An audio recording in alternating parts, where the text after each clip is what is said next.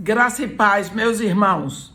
Nós estamos hoje concluindo a nossa caminhada nesse discipulado de Elias para Eliseu. E tem um elemento aqui muito importante que nós não estudamos.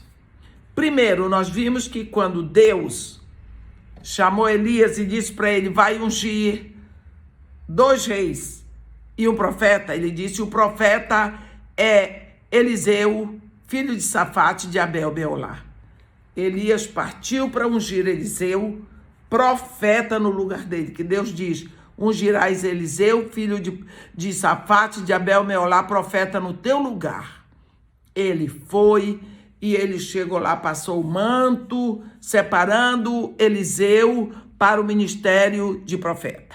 Bem, dali, Eliseu faz o que tem que fazer, nós não vamos entrar nesse mérito agora, vem e segue Elias e o serve. Elias o leva para Gilgal, que é o primeiro lugar da terra prometida onde entram os israelitas. Representa para nós a nossa entrada no reino de Deus, o novo nascimento.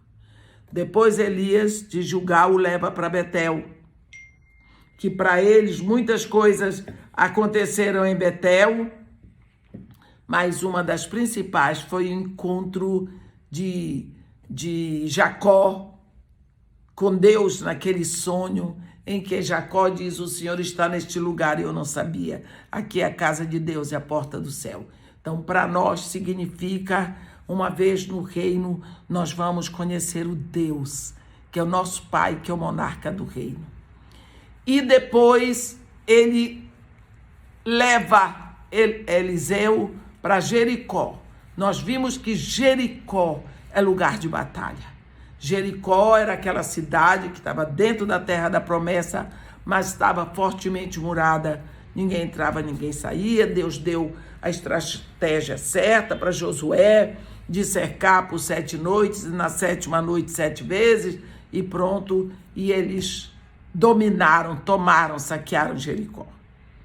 Vimos que Jericó, para nós, é a nossa mente carnal. É aqui. É o lugar das nossas tendências e inclinações, do nosso pecado, não é? A nossa Jericó. Então, quando Elias diz para Eliseu, fica-te aqui porque o Senhor me enviou ao Jordão, ele disse, não, tão certo como vive o Senhor e vive a tua alma, não te deixarei. Eles seguem. Nós sabemos o que aconteceu, como Elias foi tomado, como o seu discípulo pegou o manto que ele deixou cair, cortou as águas do Jordão e começou o seu ministério com a porção dobrada do Espírito profético. Bem, só que nós vamos observar certos versículos ímpares que eu não mencionei. Primeiro deles, versículo 3. Quando eles vão para Betel, no versículo 3, 2 de Reis, capítulo 2, versículo 3. Então, os discípulos dos profetas que estavam em Betel saíram ao encontro de Eliseu e lhe disseram, sabes que o Senhor hoje tomará o teu senhor elevando-o por sobre a tua cabeça? Respondeu ele, também eu sei, calai-vos. Pronto. No versículo 5, eles tinham ido para Jericó. Então os discípulos dos profetas que estavam em Jericó se chegaram a Eliseu e lhe disseram, sabes que o Senhor hoje tomará o teu senhor elevando por sobre a tua cabeça? Respondeu ele, também eu sei, calai-vos. Depois eles vão para o Jordão, no versículo 7, está escrito, foram 50 homens dos discípulos dos profetas e pararam a certa distância deles. Eles ambos pararam junto ao Jordão. E quando eles atravessam o Jordão, aconteceu tudo, no versículo 15 está escrito, vendo, pois, os discípulos dos profetas que estavam defronte do Jordão disseram, O espírito de Elias repousa sobre Eliseu. Vieram-lhe ao encontro e se prostraram diante dele em terra. E lhe disseram: eis que entre os teus servos há 50 homens valentes. Ora, deixa-os ir em procura do teu senhor. Pode ser que o espírito do Senhor o tenha levado e lançado em algum dos montes, em algum dos vales. Porém, ele respondeu: não os envieis. Vamos falar sobre isso. O que significa bem claro para nós que naquela época existiam escolas de profetas.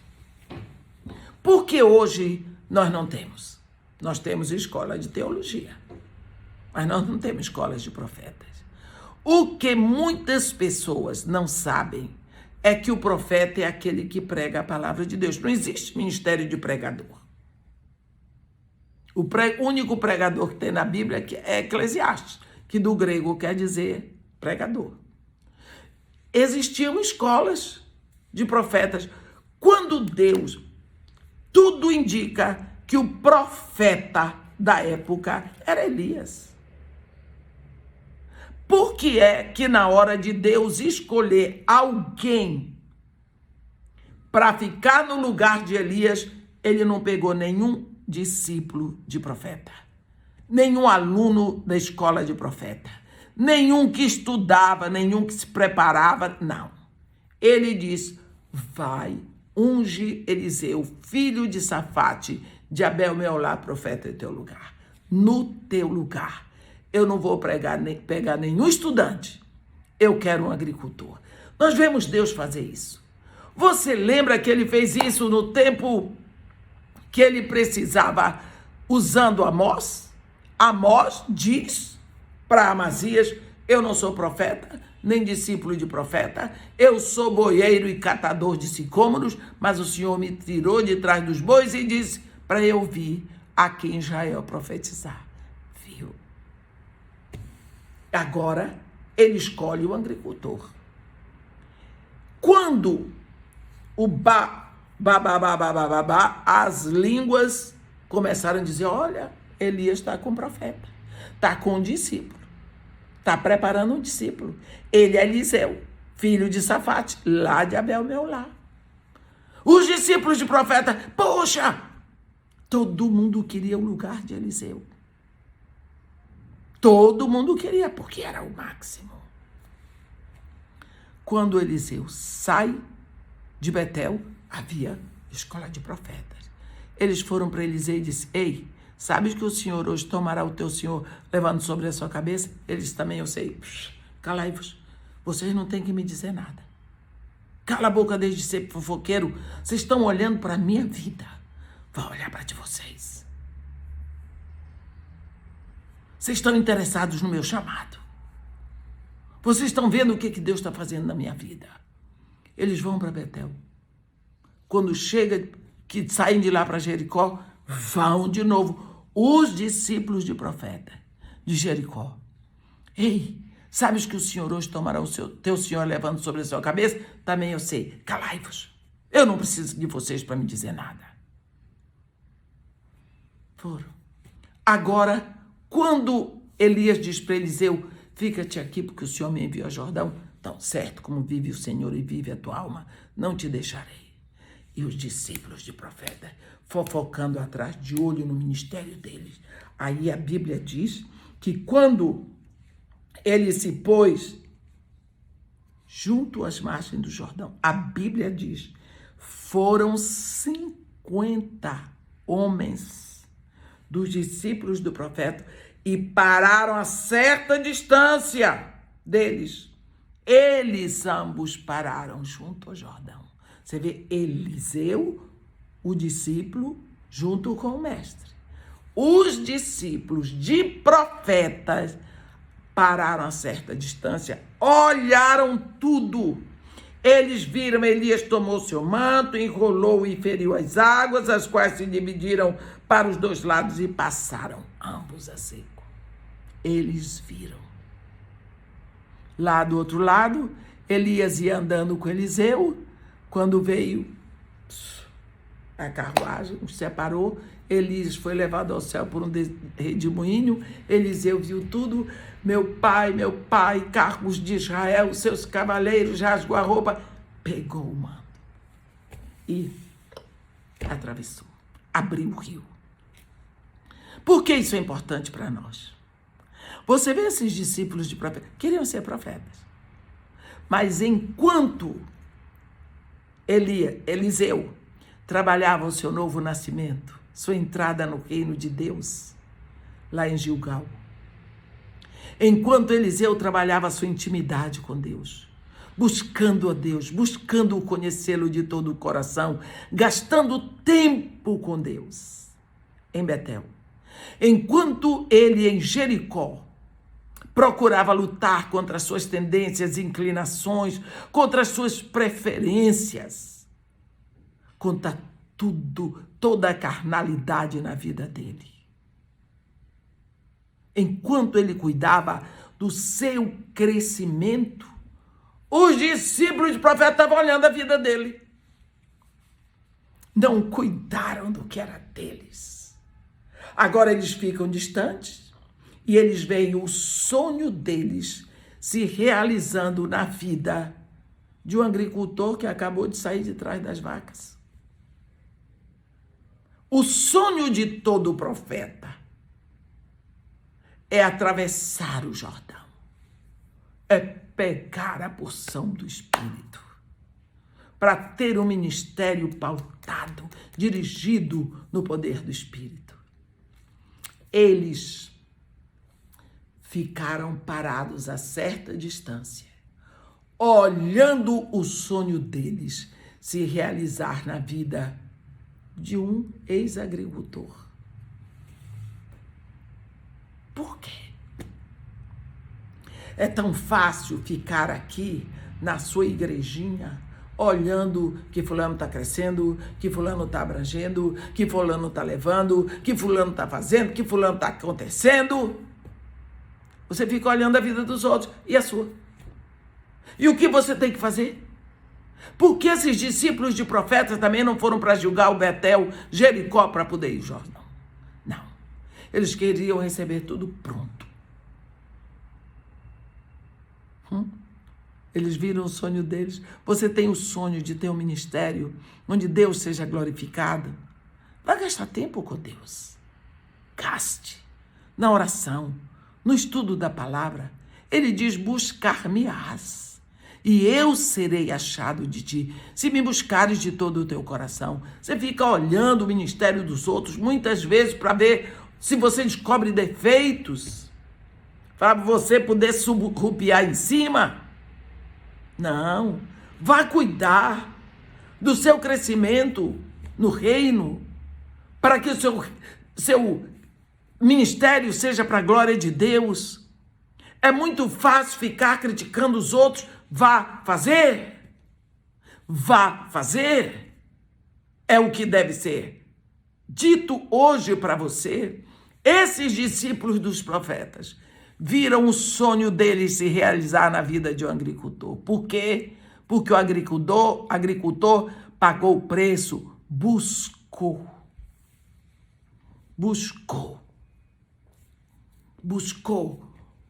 o caminho certo. Ele teve a direção, mas quem fez o trabalho foi ele. Elias apenas levou para o lugar, apontou o caminho e ele se apossou, e ele trabalhou, e ele gastou. Você vê que ele era um agricultor, ele deixou tudo. Quando, lá em Abel-Meolá, ele pegou as juntas de bois, ele queimou os arados, cozeu, a Bíblia diz que ele cozeu os bois, deve ter feito um grande churrasco, distribuiu para o povo.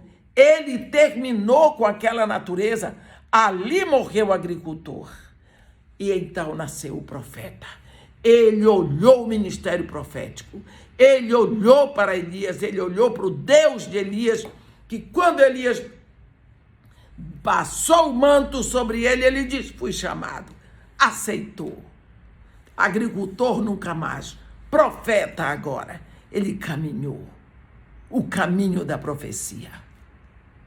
E quando agora Elias é tomado ao céu por um redemoinho, ele toma o manto, ele abraça a unção.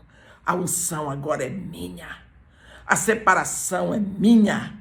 O chamado agora é meu. Está nas minhas mãos. Eu vou atravessar o Jordão de volta.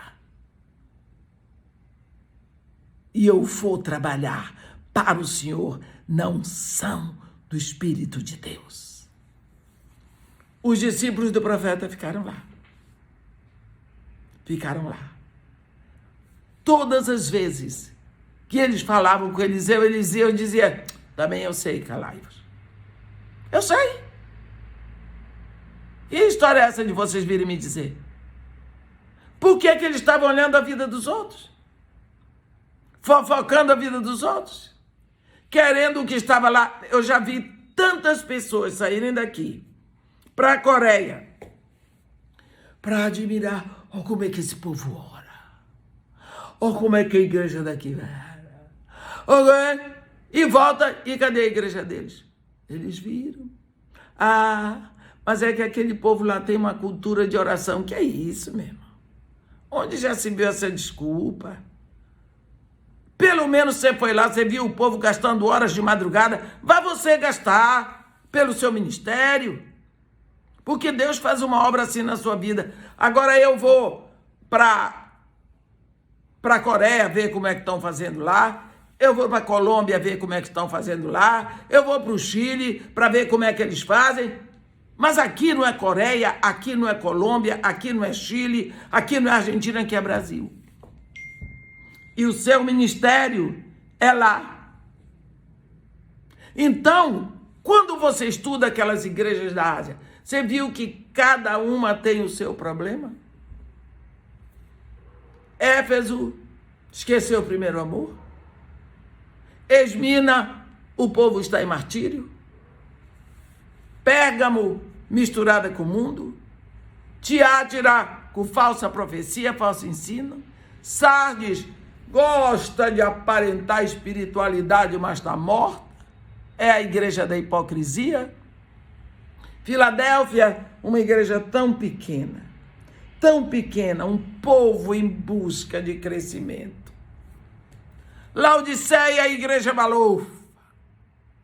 Tenho tudo, não me falta nada, sou rico, abastado, não preciso de nada. Cega, miserável, pobre, nua. É a igreja que está em cima do muro. A igreja rica, a igreja da prosperidade. Que tal? O que existe em Laodiceia não serve para Pérgamo. O que existe em Pérgamo não presta para Éfeso. O que existe em Éfeso não serve para Tiátira. Cada uma tem a sua necessidade. Tem que batalhar contra determinada coisa. Então, se eu estou no Brasil, aquilo que está acontecendo, eu posso olhar e dizer muito bom aqui. Porque orar é para toda a igreja. Ministrar a palavra é para toda a igreja.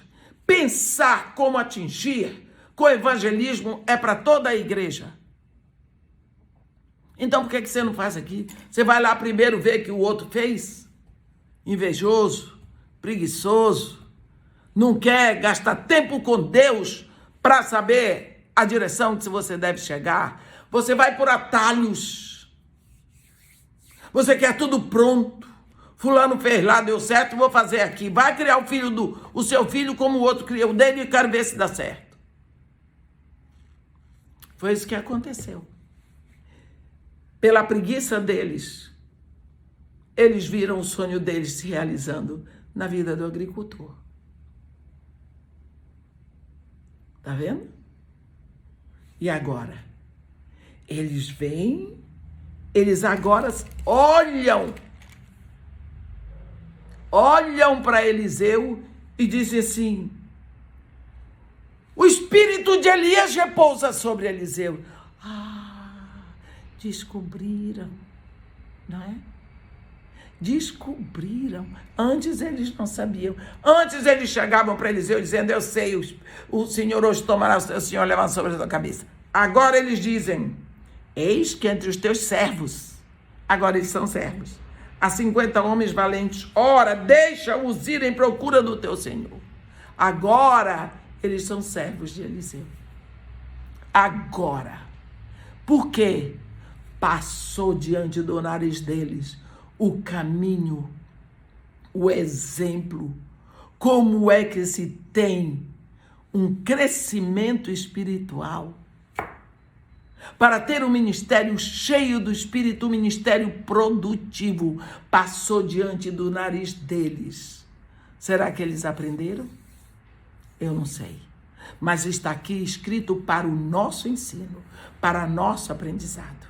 É preciso que saibamos, em vez de ficar olhando a vida dos outros, o quanto eles crescem lá, o que é que eles estão fazendo de certo ou de errado, vamos buscar do monarca. Vamos buscar do Espírito. Vamos nos aconchegar nele e procurar crescer pela palavra, pela oração. E podemos ter certeza que isso dá certo. Viu? Está aqui. Amém? Que Deus nos abençoe e nos guarde. Que faça resplandecer o seu rosto sobre nós. E tenha misericórdia de todos nós. Amém.